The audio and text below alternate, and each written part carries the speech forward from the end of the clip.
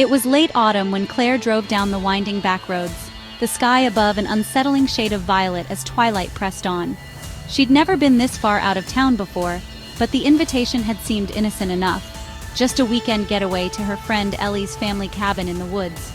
The phone reception had fizzled out an hour ago, and now only the dim headlights of her car illuminated the darkened path ahead. The trees loomed, their bare branches stretching like skeletal arms against the evening sky. It was late autumn when Claire drove down the winding back roads, the sky above an unsettling shade of violet as twilight pressed on. She'd never been this far out of town before, but the invitation had seemed innocent enough. Just a weekend getaway to her friend Ellie's family cabin in the woods. The phone reception had fizzled out an hour ago, and now only the dim headlights of her car illuminated the darkened path ahead. The trees loomed, their bare branches stretching like skeletal arms against the evening sky.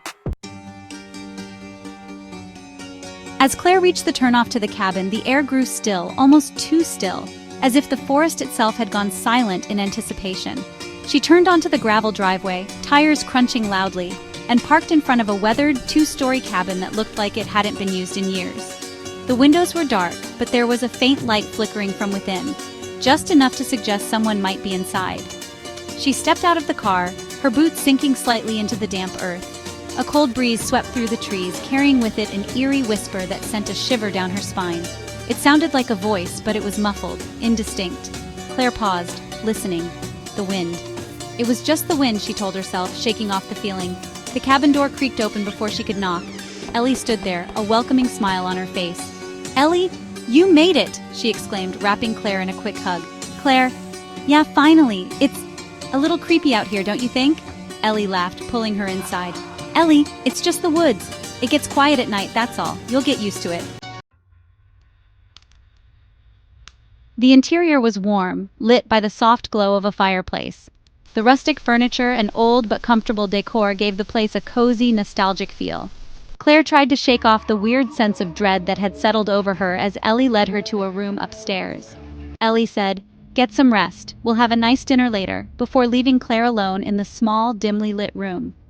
But sleep wouldn't come. Claire lay in bed, staring at the ceiling, her mind racing. Every now and then she thought she heard faint sounds, footsteps, scratching noises against the floorboards, but whenever she tried to listen more closely, they would stop.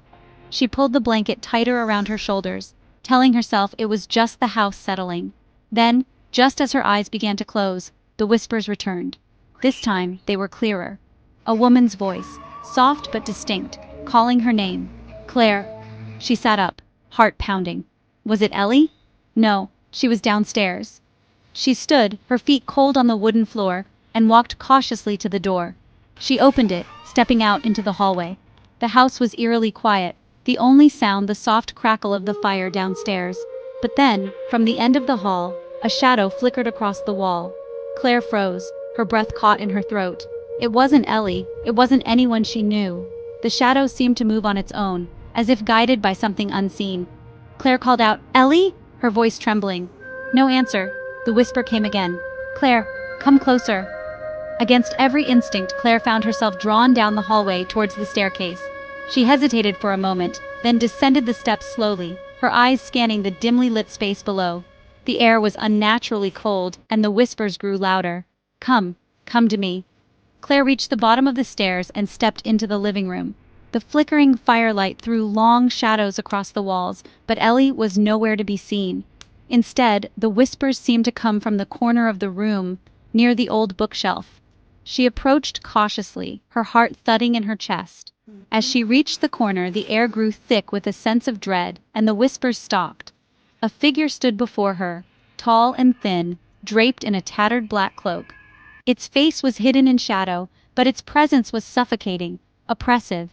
Claire couldn't move. Her feet were rooted to the spot. The figure raised a long, bony hand, pointing toward the back door. She didn't want to look, but she couldn't help herself. The door was ajar, and beyond it, the woods stretched into inky darkness. "Come," the voice rasped. "Come to the pines." Without thinking, Claire turned and fled out the back door, her breath coming in ragged gasps. The cold night air bit at her skin as she ran, her footsteps pounding in the gravel. The sound of something, someone, chasing her echoed behind her, growing closer with every passing second. She didn't dare look back. When she reached the edge of the forest, she stopped, gasping for breath, her heart racing. The trees loomed in front of her like dark sentinels, their branches twisting in the wind. The whispers were all around her now, louder, more frantic. "Come to us." With trembling hands, Claire grabbed a nearby branch, using it as a weapon as she turned to face the woods. But as she raised it, the figure from the cabin appeared in front of her, its long, skeletal hands reaching out. "You should have never come," it whispered, its voice now a cacophony of otherworldly sounds, the wind, the trees, the shadows, all blending together into a single terrifying scream. The last thing Claire saw was the shadow's hand reaching for her, and then everything went black. Ellie returned to the cabin the next morning, calling Claire's name, but there was no answer. She searched the woods, calling out in desperation. Hours later, she found Claire's car abandoned by the side of the road, the door wide open, as though she had simply disappeared into thin air. And from the depths of the forest, deep in the whispering pines, came a single voice. Come to us."